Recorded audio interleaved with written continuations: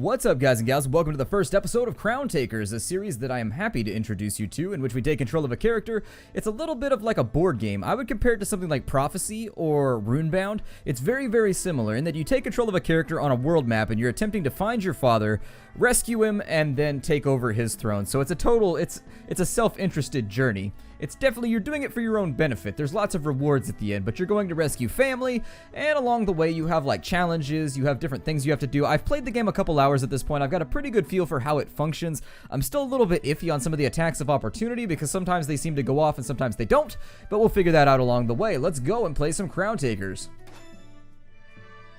And so we start the game on easy mode, by the way, which actually is not easy.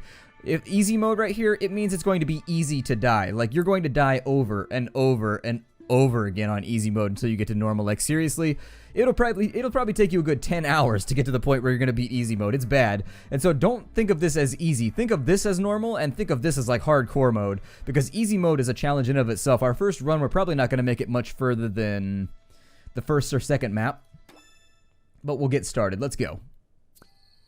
Okay, welcome to the lands of the Duke of Asire. You are still some leagues away from the Duke's castle, but take care. Your adventure begins here. In the intro.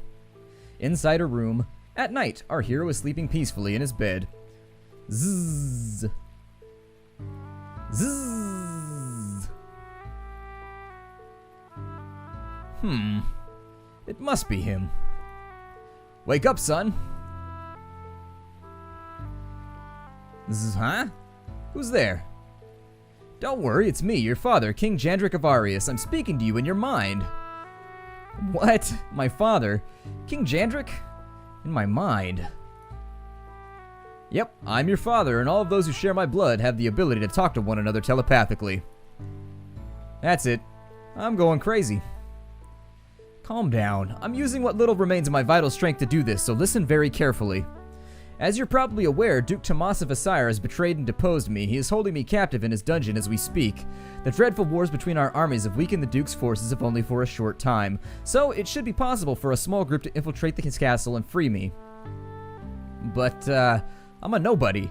I can barely plant turnips here at the farm. The blood of many great generals flows in your veins. I trust you completely. Your brothers have failed, but you will succeed. If you free me, I will reward you beyond your wildest dreams, and maybe one day, my throne will be yours. Yeah, well, to quote Han Solo, you know, I can imagine a lot.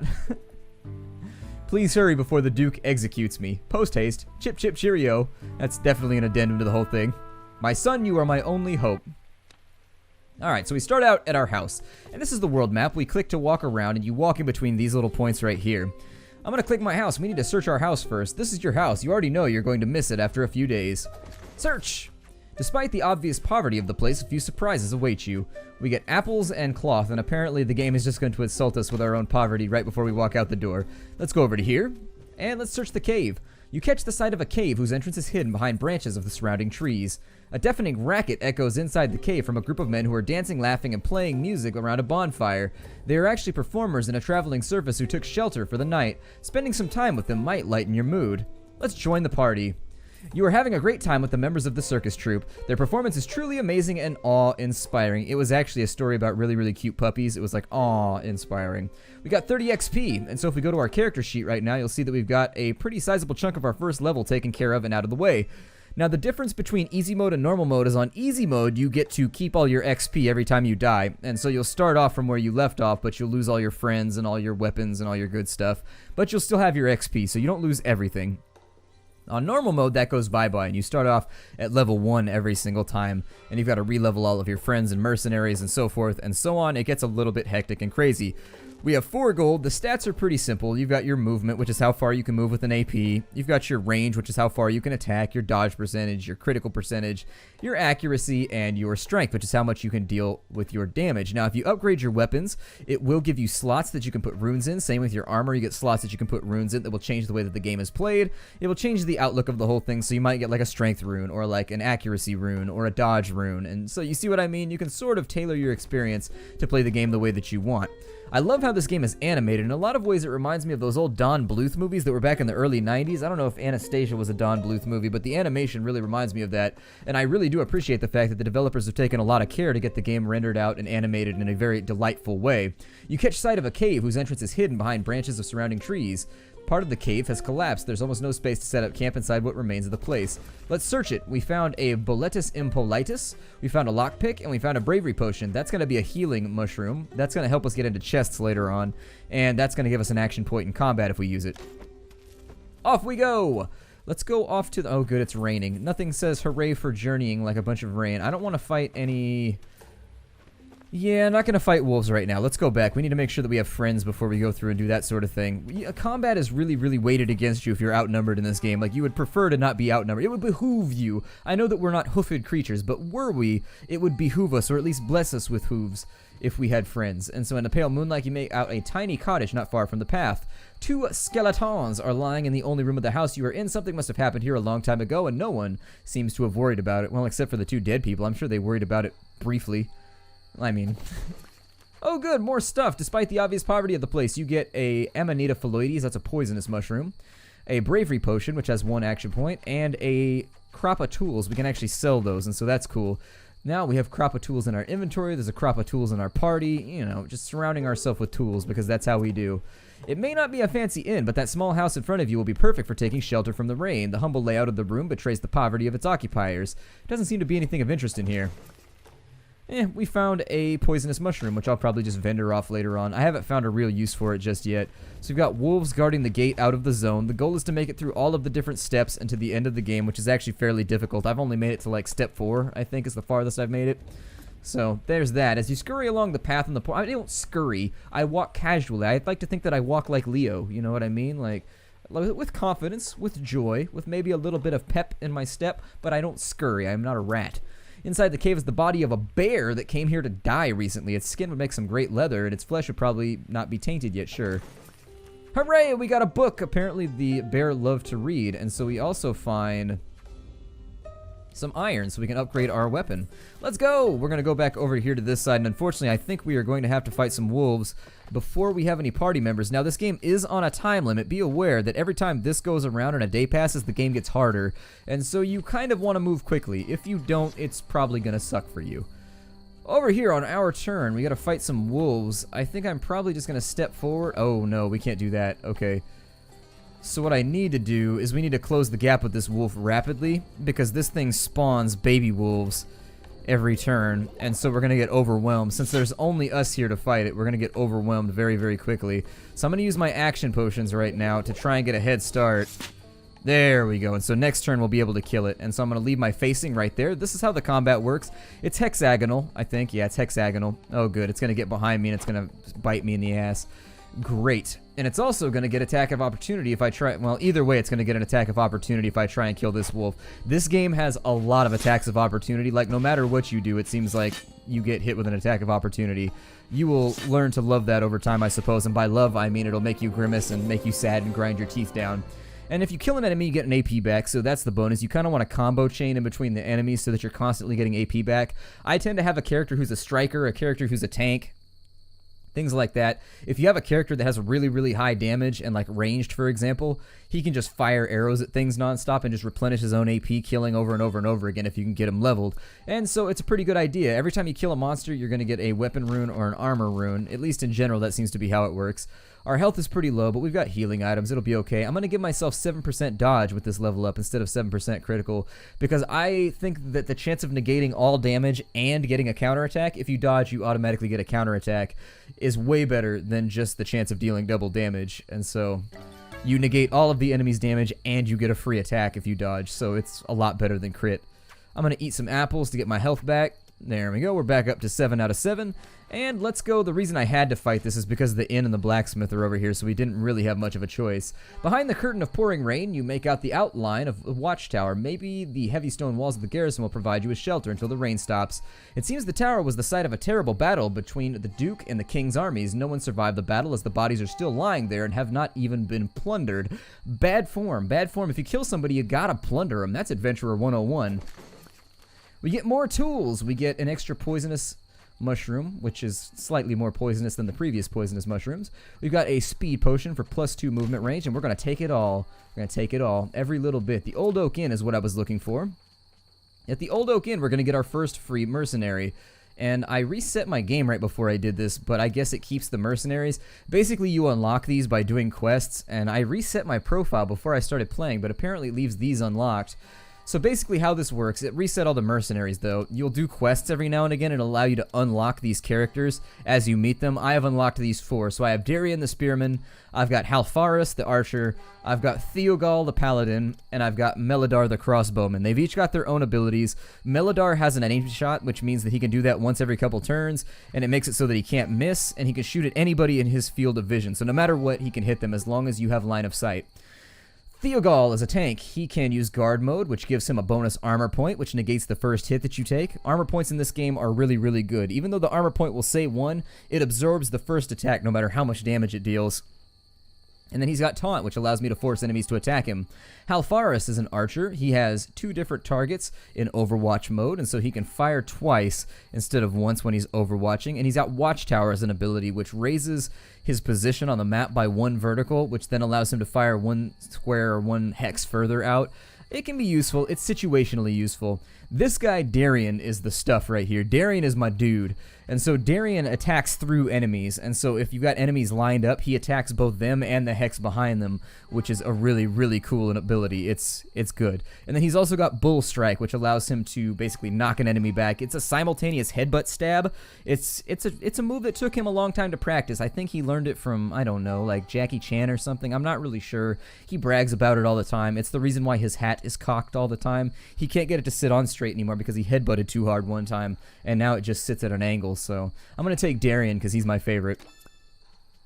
We can get into a singing contest if we wanted to. This gambling has never worked for me, and so I would say just not to do it. I don't even think it's a 50-50 chance because I've done it probably a dozen times now and never gotten a positive result. I would just stay away from it if I was you. On this side, we can buy stuff at the inn, so there's a campfire, which allows us to rest and replenish this up here, our exhaust meter. As this gets lower and lower, we lose accuracy, and we get worse and worse and worse at fighting. This item right here is actually really good, the lantern. So what the lantern does is the lantern allows you to, it gives you an extra option. So you know how we've been searching houses? Well, occasionally when you get to a house, it'll say search carefully, and you'll be able to use the lantern to search carefully to get even better treasure. So I might purchase that. Let's go ahead, I'm going to sell off all of these. And we're up to 16 gold right now, which I think does give me enough room to buy the lantern because it is a really, really good item. The map is randomly generated every single time you play, so you never know what you're going to get. Life is a box of chocolates and all that, you know, insert Forrest Gump quote that you like best. And we can use this iron and this cloth to upgrade our character. And so I'm just going to upgrade the main character because if he dies, that's it. It's game over. It doesn't matter if anybody else dies, but if our character dies, for sure it matters. So I'm going to upgrade his sword. And so as you see, it gets a little bit shinier. It looks like the hand guard has gotten a little bit less droopy. The hilt looks a little bit nicer, and we can now put a rune on it, and we have a rune for 1 strength, which is going to make him deal more damage. So there's that, and if we wanted to upgrade it again, we need a silver bar.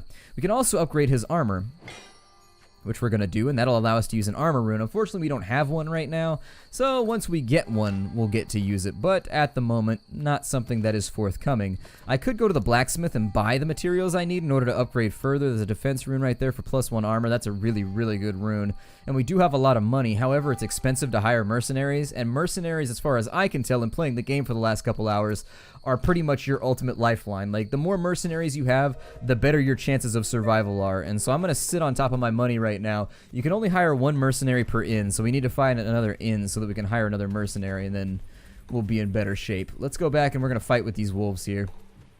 Onwards! We shall destroy you, my canine friends. Well, you're not my friends, my canine enemies. I think I'm going to step to right here. And I'm going to take a stabbity stab at that guy. Now, I think he gets... No attack of opportunity right there. That's very unfortunate. I need to change his facing too. And let's draw ourselves into a line here. And so 4 damage is dealt. Our spearman has done his deal, and he gets an AP back for having killed the enemy. I'm going to put him... Actually, I'm going to put him into guard mode. And then I'm going to have him face that direction. And there we are. In a lot of ways, this reminds me of the old PlayStation RPGs. And so for some reason, we didn't get an attack of opportunity right there. We should have. But as I've said before, at this point, that attacks of opportunity appear to be entirely arbitrary. Like, I know for a fact that if you move after they've engaged combat, like, so if I tried to move to here, I would get an attack of opportunity. If he tries to attack this guy, I should have gotten an attack of opportunity from right here, too. So it's... I don't know. Sometimes I just don't know anymore.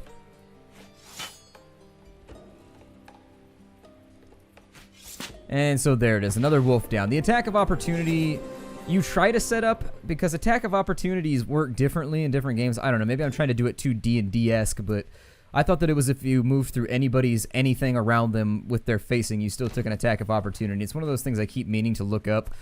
But what can you do? Let's go to step 2 because we've got things to do. It continues to rain. Nothing says happy adventure like pouring rain. We've got another old oak inn. Let's take a look at the mercenary list, and this is why I saved my money. I would like to hire somebody. Melee combat in this game is kind of risky. Like, you really don't want to engage in it as much as you can. Basically, what you want to do is you want to soften up targets with archers, and then your melee wants to run in and finish them real fast. But they don't want to be in combat for the next turn. Like, you just want to kill a guy and then have nobody around you so that you can repeat the process next.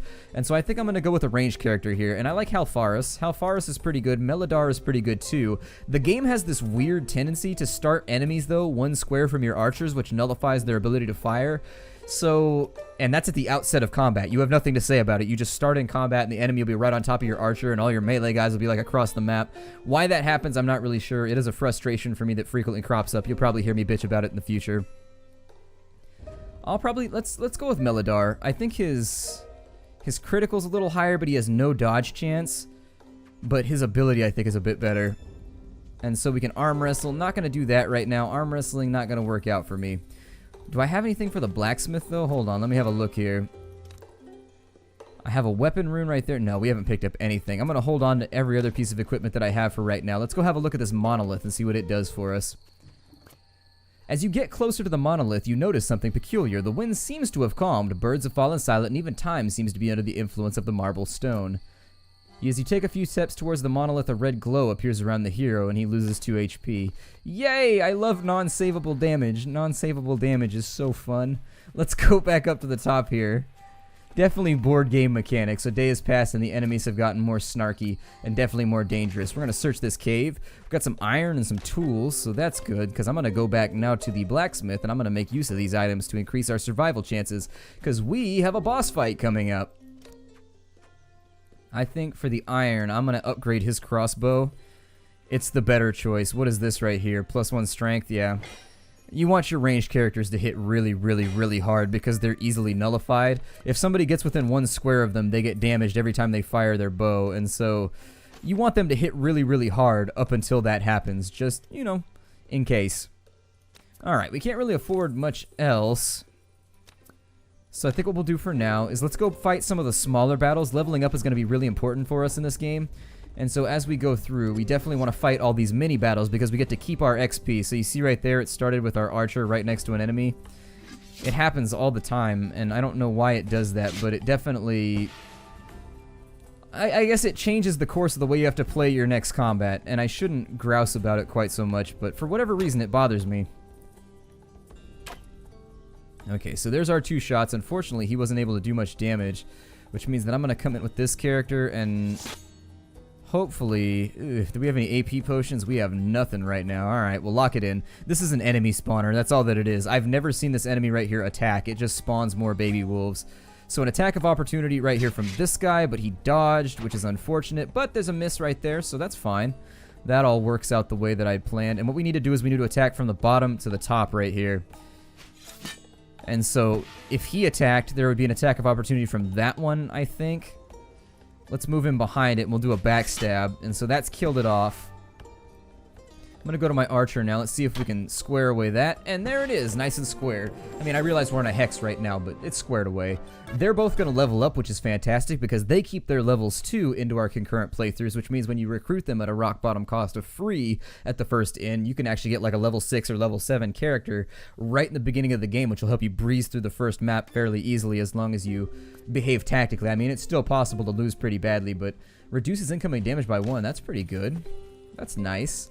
So let's have a look here. We can give him health or crit. I'm going to give him health since he's front line. We can give him strength or crit. I'm going to give him strength because I'd rather have him hit for 5 than randomly crit for double damage. I mean, I'd rather take the sure thing than, you know, the thing that might not happen. I'm going to use the Boletus Impolitus on the hero. That only gave him 1 HP. Unfortunate. That mushroom can give you a random amount of health, so sometimes you get a couple out of it, sometimes you only get 1. As you advance deeper into the forest, you reach the edge of a very thick grove. The woods are so thick and hard to navigate that you eventually decide to turn around, and you are making your way back. A loud explosion startles you.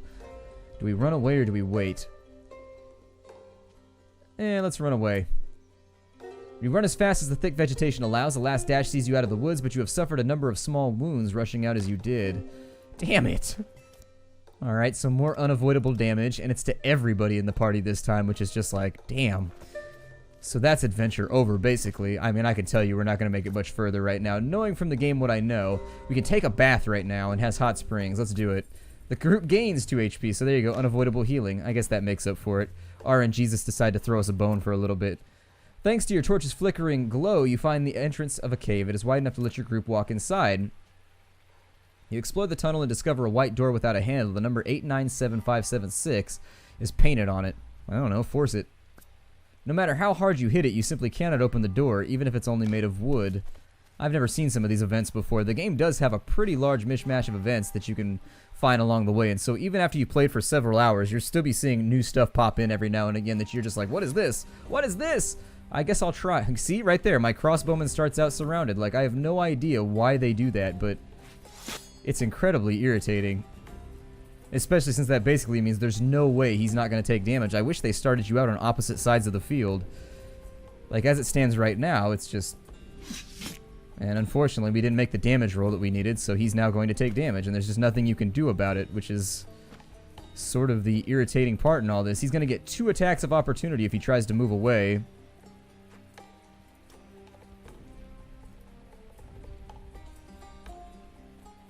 Yeah, I mean, he can't do anything right now. He's totally locked down. I guess just leave him where he is. Basically, if he attacks, he's going to take a ton of damage, no matter... Actually... Yeah. I don't think there's much I can do about it. I mean, I could have attacked right there, taken the attack of opportunity, then taken the double... Oh my god, they're both spawning everywhere. So yeah, they often... I don't know why the game is designed to do that. It's a very, very weird design decision that your archer so frequently starts in the middle of all the enemies. And I don't know if that's, like, it's supposed to happen like that, or if it just sort of does. But it's definitely a downer a lot of the time. I'm going to allow him to ping-pong through the enemies as much as possible, using the AP that he's gaining, and put them into a flanking position. Have him move down to here and take a stab at it. For my archer, I'd rather have him take an attack right now. He has no dodge chance, so he's gonna take damage. But we've got to get him out of that spot, otherwise he's just not going to be able to accomplish anything. I mean, he still didn't accomplish anything because he missed, but oh well. Basically, I need him to be in a position where anything that spawns takes damage if it tries to hit him. He is just not bringing the damage like I need him to right now, unfortunately. He's not leveled, so it's not really his fault, but I would really prefer that he start killing something. So now that that's out of the way, we'll take a couple shots at this wolf to try and get rid of it. And bam, there it goes. And so the enemy is now gone. We gain a little bit more XP. The hero, I think our journey's probably going to come to a close pretty soon, but we'll try and ride it out. Sometimes lucky things happen. Thanks to your torch's flickering glow, you find the entrance of a cave. It's wide enough to let your group walk inside. And we can search it. There's nothing in here, but it says we can search it. Tainted meat. It looks unwise to eat it, but desperate times call for desperate measures. I've never had that item before, so I don't know if it's vendorable or not, but I'll try and sell it. Maybe if I can get a couple gold out of it, it might make us slightly more survivable. Let's go to the inn. Alright, so here with the inn, we can go to the waitress, and let's do a little bit of shopping. It looks like I can sell it, and so at the price of selling it, we can actually get better stuff, and so we can get some meat. We can unload... The speed potions I never use, so I'm going to unload them. And I'm going to buy 2 of these, and then we need to rest soon, so I'm going to buy a campfire as well. It's cheaper to rest by a campfire than it is to rest at an inn. Resting at an inn costs 4 gold. Every time you rest, you get 2 HP back and your bar refills so that you're not exhausted anymore. We have the Wolf Lord coming up. I may use my rest right now, because everybody's not that wounded. Like, they're slightly wounded, but they're not wounded enough to justify, like, a major healing item. So let's go ahead and rest, I guess. Oh, I guess you don't get health back. Okay, so I guess you get health back only when you rest at an inn, I suppose. So that leaves us in the unenviable position of having to decide what we want to use our healing on. I guess I'll use it on Melodar, and then I'll just kind of hope that we don't start this next combat with somebody in the middle of, like, everything. Here we go! You hear a low and deep breathing. Suddenly, a hulking black wolf emerges from the bushes a few steps in front of you, followed by other smaller wolves. The Wolf Lord and his pack are on the hunt, and they have just found their prey.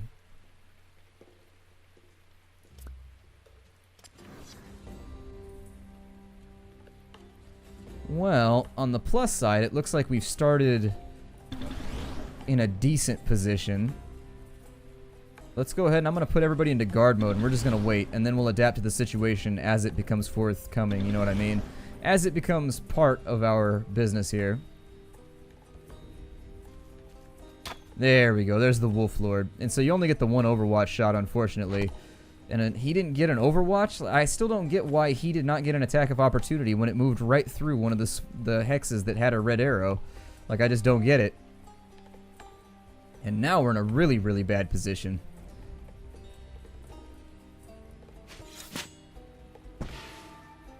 In essence, well, we hope that we don't miss. I mean, that's all that I can do right now. He's got his back to a wall, which is bad for us. Our only chance right now, I've got to move him out of there, and I've got to pin him down.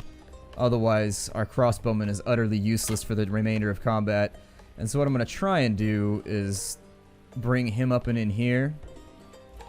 And we'll just try and lock it down, because that's about the best that I can do with it. There's an attack of opportunity that's going to come from the spearman because he tried to attack the main character. Main character dodge, which means we get a counterattack. Okay, worked out great. And he's going to go into guard mode. Now, guard mode gives him an increased chance to dodge. It gives him a chance to counterattack. It does a bunch of stuff. Here, let me see. A bonus to dodge and allows you to retaliate on the next attack. Yeah, so it gives you a counter strike. Hopefully, if our arrows go well, though, we won't need it.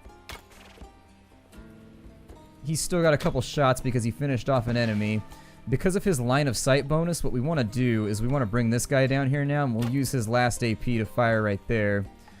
And then what I would prefer to do, maybe it's after combat is joined, you can no longer... I think that must be what it is. After the first strike is laid, you're considered in combat, and once you're in combat, you can do attacks of opportunity, but until then... Attack of opportunity, he brings it home and saves the hero from the little wolf that just spawned. It gave birth in the middle of combat. That seems remarkably dangerous, but I guess you give birth. When the time comes, the time comes. We've leveled up our hero one more time to level 3. Actually, we've leveled up everybody to level 3, even better. And so now that everybody's at level 3, we're going to take the 6 gold. Absolutely. Could totally use that. And we're going to give him +1 to strength, because I'd like him to hit for 6 rather than anything else. We can give him +1 strength or +1 health. I think I'm going to go for the strength, considering he can hit multiple enemies at a time. Go for strength or crit with him. I'm going to go for strength. Although with him, it would actually be arguable that if you leveled him up 3 times and gave him, 21% chance to crit, he would be within the realm of crits actually being useful. I'm going to use meat on Melodar, I guess, since he's going to die on the next hit. We'll go up here. Hidden Force has been taken care of. Let's go to step 3. Go to the capital of Balim. I am ready. I'm ready. Let's go. And so here we find Melik. Oh, travelers, you must help me. Some thieves have tricked me and stolen my beloved standard. It's a wonderful work of art woven in extremely delicate patterns.